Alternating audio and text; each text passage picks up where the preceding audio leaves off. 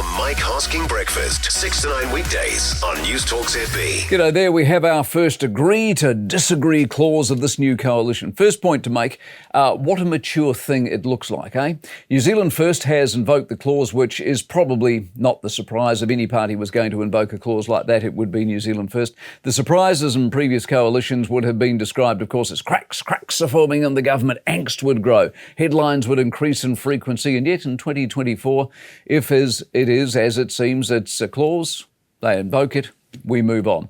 That is to the credit, I think, of Christopher Luxon, who stitched the thing together with the view of holding this together long term. So far, so good. As regards who is right, it is to do with the ACT-led decision that the COVID inquiry will now be in two parts. Part one is the bit that's on now, headed by Tony Blakely. They will finish their work and report in November.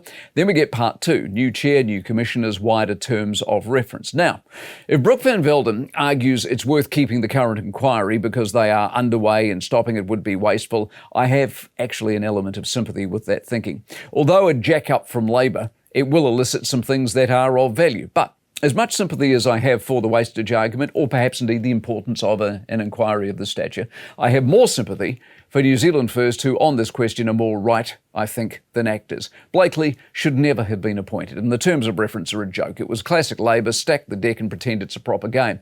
The stuff we desperately want investigated isn't part of the inquiry: vaccine procurement, vaccine efficacy, and all the wider economic and social issues that we are still wading through to this day.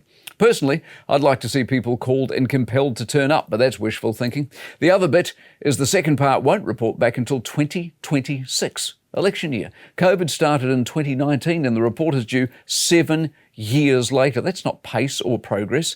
ACT will have their reasons, but Peters on this has read the room and the mood better, I think, and ultimately is on the right side of it. But the fact he can invoke a clause and not spit a dummy is massive progress in the collegiality of a multi-party arrangement running the country, and the success of that is not to be underestimated. The Mike Hosking Breakfast, 6 to 9 weekdays on Newstalk ZB.